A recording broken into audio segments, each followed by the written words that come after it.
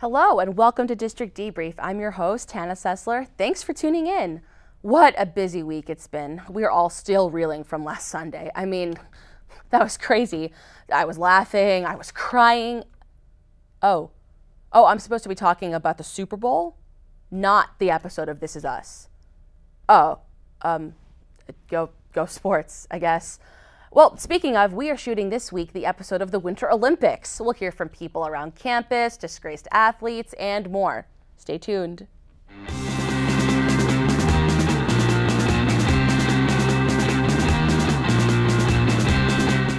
Before we dive into the Olympics, see what I did there? Yes, okay, I know it's the Winter Olympics, but I can still be proud of myself, okay? Anyway, let's talk headlines of the past week or so. The stock market has not been doing so hot in recent days. It's had the biggest drop since 2011. Some people believe that President Trump is upset with the news and is looking to fire Mr. Dow Jones. Who's going to tell him? Scientists recently discovered an all-female species of crayfish that has been cloning itself in a European lake for the past 25 years. In other news, 19 Kids and Counting is back, and Michelle Duggar is her own woman now. SpaceX CEO and real-life Tony Stark, Elon Musk, launched his car into space on Tuesday. The demonstration mission was meant to test if the new Falcon Heavy rocket can launch a payload into orbit. If all goes according to plan, Musk's red Tesla Roadster will be sent into orbit around Mars. Some critics have said that this is essentially a reckless billionaire space littering. Musk, on the other hand, loves the idea of future aliens one day finding his car and trying to figure out what the heck it is. While space pollution is an issue, at least he sent an electric car. Gotta be eco-friendly even if you are leaving the ecosystem. Granted, there's no Environmental Protection Agency in space, and there won't be one on Earth either, if Scott Pruitt has anything to say about it. And now, let's talk sports. But specifically, the most important part of sports, the mascot. They tend to fall into three categories: cute and cuddly, weird and creepy, or really racist. Really, really racist. However, one bastion of hope for mildly inoffensive mascots is the Olympics. Many people don't know this, but the Olympics actually have mascots. These eclectic beings are meant to represent the cultural heritage of the place where the games are taking place. Oh, and to market to kids, because everyone knows how much kids love international sporting events. Now, the first official mascot was Waldy, a colorful dachshund that symbolized the 1972 Summer Olympics held in Munich, Germany. This little guy was seen as the embodiment of resistance, tenacity, and agility, because that is what comes to mind when I think of a wiener dog. Since Waldy, there have been beavers, bears, tigers, and even children. However, there have been some other interesting choices. For the 1996 Atlanta Summer Games, the organizers took a risk, selecting the first computer-generated mascot to represent the games. And here it is. What? No, what? That's the point? Okay, so it turns out that Izzy is supposed to make you say that. Well, at least it's not racist. The 2006 Winter Games mascots were way less strange, but way more nightmare-inducing. I kid you not, the mascots were a humanized snowball and ice cube named Neve and Gliz. Look at them, just look at them. At least the 2006 games weren't that terrifying. Oh, yes, they were. And that brings us to this year's mascots. Not scary at all, quite cute actually. The Pyeongchang Winter Olympics and Paralympic mascots are Suharang, a white tiger, and Bendabi, a black bear. A little interesting fact about Suharang is that its name is derived from the Korean words for tiger and, more importantly, protection. Fitting this year, because the Olympic organizers will set a record for the most free condoms provided to athletes. Regardless, once again, at least they are not racist. We're going to take a short commercial break. We'll be back with a historian from the Mount Vernon campus, Dr. Taylor Daniels. Stick around. Raise high.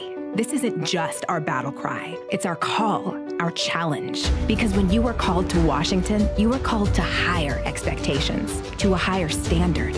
We are called here to advance knowledge, to serve society, to change the world. This is the George Washington University, and what we make is history. So stand up, be bold, take risks, press on, push harder, raise high. We are back, and we have a treat for you, an exclusive interview with the Mount Vernon campus historian, Dr. Taylor Daniels. Thanks so much for having me here. Thanks for being here. How's it going? I'm good. I'm really excited about a certain day coming up soon. Oh, is it a special event at the Olympics? No, Hannah, it's quite far from that. Valentine's Day. Oh. Okay. This was supposed to be an Olympic-themed episode, but... Well, we'll get there. We'll get there. First, I want to discuss my Valentine's Day plans. Okay.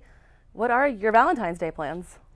Well, Hannah, my plan's to take my wife to Pelham Commons. It's one of DC's true hidden gems. We're going to sit in the back corner near that piano where the same kid always plays Billy Joel's Piano Man to an empty room. It's going to be so romantic. The night's going to get even better when the 3 TVs on the wall are all playing different cable news shows with subtitles that you have to read like you're watching a tennis match, like that. The night's going to peak when my food's finally ready from the grill and that one chef that always yells, "Tender fries!" is going to just scream it for everyone in the DMV to hear. Well, that does sound romantic, but wouldn't the TVs be playing Olympic coverage? Ooh, that is true. Did you know, Hannah, did you know? This is interesting. The Vern was once an Olympic village. You know, I didn't know that. I also don't think it's true. It is true. You can read about it in my new and completely real new book, Oh Dear, and One Other Thing from the George Washington's beautiful and fully integrated Mount Vernon campus. It has a chapter about the 1812 games and how the dorms were constructed. What? Yeah, so basically what happened was 2 unemployed horse jockeys, or horsemen as they were known, built the entire campus within a week. The 2 newer dorms and academic buildings were built years later because of a condition in the will of a dying circus clown. What was the condition? Well, he was a colorblind clown allergic to pink cotton candy, but he couldn't tell the difference between pink and blue, so he went into anaphylactic shock. No, the condition... Never mind. Anyway, why did they have to build a village so quickly? Oh, this is fun. Did you know, Hannah, did you know that DC was basically burnt to the ground in the War of 1812, but the Olympics had to go on? The builders thought that this piece of land was, and I quote, basically Maryland, so it was safe from fire. They had 3 weeks to build, and the 2 jockeys, let's call them Joe and Joe, looked at each other when they were done, and they said, Rome wasn't built in a day, but this place was built in 5. They even created a carriage system, the Vern Express, that shuttled athletes to and from the stadium. The system's been upgraded today, so instead of horsepower, different kinds of hybrids that run on safe hydraulic energy storage are used. No batteries required. You know, that sounds totally legitimate, and I have no reason to doubt that. Tell me, what other renovations have been made to those dorms and the campus to modernize as a whole since 1812? Oh, absolutely none. They're kept in the same condition as they were back and when they were hotels for the world's best American football players over 200 years ago. It's truly a look back in history to be able to visit these amazing structures. I've heard incredible stories about encounters people have had with those buildings. I was actually able to visit some myself recently. The smell's the same as it was back then, like you left yourself a surprise in the crock pot but got stuck in traffic, so now the whole house smells like soggy, burnt chicken. The walls are the same, showing off the brilliant interior design of the 2 Joe's horses. And every step I took, the floor gently cradled my foot as the plywood caved in. It was very beautiful. You do know that people live in those buildings now, right? Did you know? I had no idea. That's a great way to preserve history. Dr. Taylor Daniels, everyone. The Vern is basically Maryland. Well, that was interesting. Taylor isn't our only colonial excited about the Olympics. Take a look.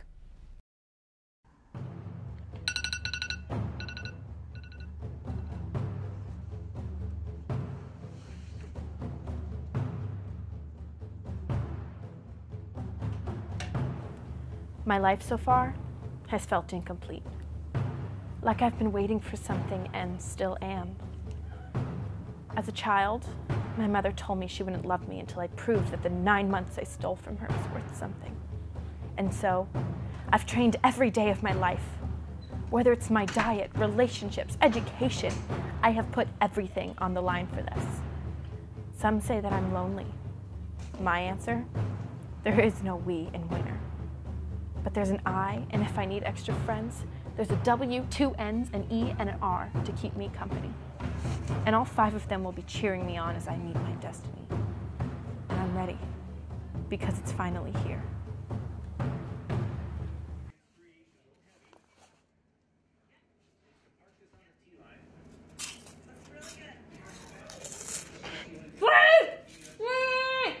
USA! USA! USA!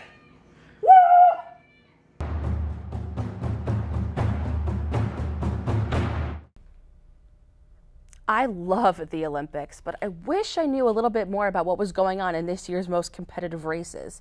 Luckily, our correspondent Boris is up to the task. Boris was previously an athlete for the Russians, but due to some complications, he was able to help us out. First, we sent him to check up on the figure skaters. How's it going, Boris? Oh, we are having a very nice time here. It is very warm, and these very tiny skaters keep falling. Look at them, such tiny little idiots.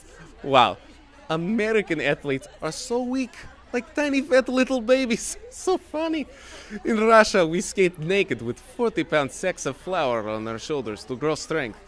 One time a girl dropped her flour on the rink and had to sweep it up with tiny baby comb. It was hilarious. Boris, I'm not sure that that's the Olympic training arena. I'm not sure what you're trying to say. They're skating terribly. Definitely American. I just feel like the arena would look more like the one from Sochi in 2014. Were you able to see that one while you were home? Oh, I was too busy in Olympic Village attracting beautiful women and being spokesperson for a famous Russian company called Condoms for Comrades. Okay. Do you have anything else to show us? Here I am at very small skiing hill. How'd you get there? Magical wolf pelt. It was a gift from Putin for being a pride of Russia. Okay. What can you tell us about that skiing hill? No, it is very boring. No one is skiing, so I can't laugh at anything. I will tell you a funny story, though. Long time ago, I tried to be Olympic skier, and they tell me there are no chairlifts. So I walk to top a very tall mountain and find bear. The bear was very angry, so I fight bear and live inside its carcass for 6 weeks until tiny little babushka find me and carry me down the mountain. When I ask them why there were no skis at top of mountain, they tell me it was all a big prank. A very funny story, yeah? Do they let stuff like that happen just in Russia all the time? Usually laughter is illegal, like celebrating birthdays or babies. One time my wife giggled at bear who told very funny joke. I have not seen her since. Okay. Boris, I know you had more than one location in mind. Do you think you could actually show us an Olympic event this time? Here we have very big bobsled track, big enough for fat American bodies. Boris, I really don't think you understand what the Olympics are. I'm sorry, you're right. I am not 16-time Olympic gold medalist in all events. I have no idea what Olympic means. Please remind me. You're right, I guess. Russian Olympics are just a bit different than the American Olympics. Yes, American Olympics, very confusing. Let me tell you about Russian Olympics again. One time, men break bobsled because his head's too strong for sled. They find a very large man named Bob and decide that he is new practice sled while the other is getting fixed. Get it? Bobsled. That's insane, Boris. Is Bob okay? Oh, no. Bob did not make it. After being famous Olympic sled, he moved to America to work for president. I believe he is living in a cabinet somewhere. All right. Thank you, Boris, for the very interesting coverage. I guess we'll see you in 2022. Bye-bye. When we come back, I'll be talking to the ice skater that doesn't have an Academy Award-winning movie named after her. Any guesses? You'll have to stick around to find out. Over the fall semester, GW student-athletes have participated in over 4,800 hours of community service throughout the DC metro area. In a competition organized by Helper Helper, GW has completed more service hours than any other NCAA Division I or Division II institution. We are now in our final week. Follow GW Sports and Helper Helper app on Twitter to see the final rankings.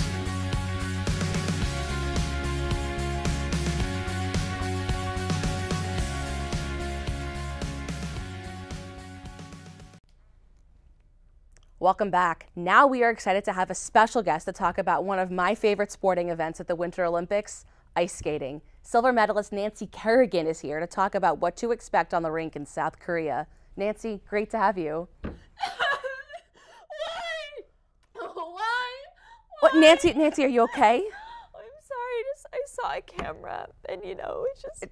Okay, that's fine. We're really excited to have you here. Nancy, I really love ice skating. I love ice skating. I was like really good at it. I was better than almost everyone in 1994.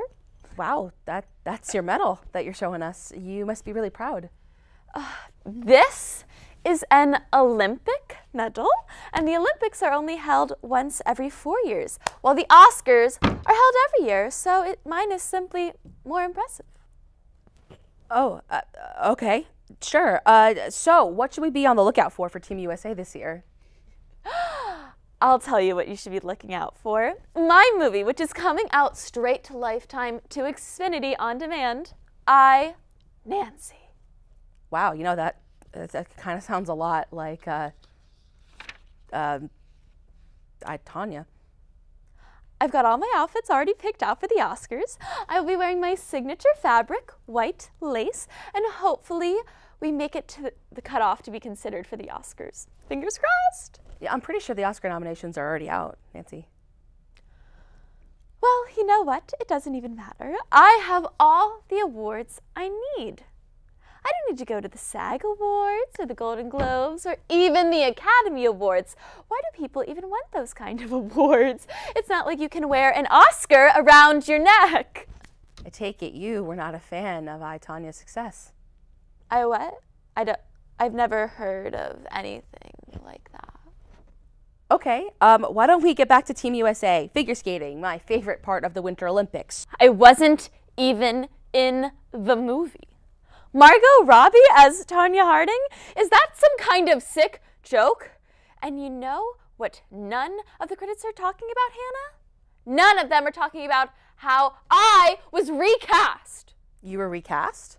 They had Meryl Streep to play me, but apparently she got busy or something. Maybe with the Post. Never heard of it. So they got some no-name actor to play me in the 2 seconds I was featured, and now Tanya gets interviews and dresses, and people ask her questions on the red carpet about, like, female empowerment. The woman had me assaulted, and now I'm the one sitting on the couch at home. Tell me how that is fair. I'm really sorry you feel this way. I don't really know what to say. Have you seen I, Tanya? Yeah, I have. Why didn't you ask the beloved Tanya on your show then? We couldn't book her. She is too popular. Huh. So what did you think of this film? I thought it was a really complex but interesting portrayal of Tanya Harding's life. Did you? Anyways, back to I, Nancy. You can catch the trailer between Grey's Anatomy marathons on Lifetime between 1 and 6 a.m. Anna Sophia Robb, best known for her role as Samantha, the American Girl doll in Samantha, an American Girl Holiday, who will be playing me. Critics, I'm looking at you. This is one you don't want to miss. You heard it here first. Thank you, Nancy. We couldn't film an Olympics episode without talking about Larry Nassar. Last month, Nassar was accused of sexually assaulting 156 of his adolescent patients for the U.S. Olympic and Michigan State University gymnastics teams. He'd already been given a 60-year prison sentence for possession of child pornography. But who would have thought that he was capable of violating such young girls? Nassar pleaded guilty to first-degree criminal sexual assault, but claimed that the abuse was a misunderstanding regarding his sophisticated medical work. The problem is, his sophisticated medical work far exceeded the healing of a broken ankle. We also learned the number of accusers it takes before a man is jailed for sexual assault during this trial. You'd think that you'd need, only one person to accuse someone of sexual assault before legal action is taken place, but no. Our justice system needs at least 100 women before they can say, hey, maybe this man isn't so great. And considering only 33% of judges are female, it's a wonder we were given Judge Rosemarie Aquilina to lead the trial. She allowed Nassar's accusers and their family members to testify before the court, despite them holding no charges in the case against Nassar. Incredibly powerful statements were made from gymnasts like Aly Raisman. Larry, You do realize now that we, this group of women you so heartlessly abused over such a long period of time, are now a force, and you are nothing. Kyle Stevens. Perhaps you have figured it out by now, but little girls don't stay little forever. They grow into strong women that return to destroy your world. Olivia Cowan. MSU knew what was being done to these athletes and decided to turn a blind eye to keep their reputation strong and their pockets full. If they would have only taken action upon the first reporting, they would have saved me and all of these other women standing before us today from an afterlife full of pain and agony. And so many more. It makes you wonder, if this story had been about boys, would the narrative have been different? Would the action have come sooner? Would investigators on these university campuses, or even at the Olympics, have told a boy after he'd been fondled by a doctor that he misunderstood the procedure? While the flu has been ravaging the nation, this is an epidemic that doesn't yet have a cure. One person can infect and destroy the lives of so many people. We've seen accusations against movie moguls, credible reporters, even Chester the Cheetah himself.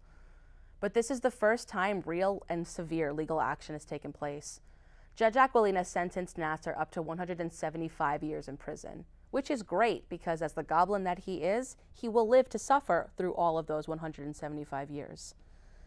Additionally, the House of Representatives passed legislation to force athletic organizations to swiftly report sexual abuse and establish preventative policies. Better late than never, I guess.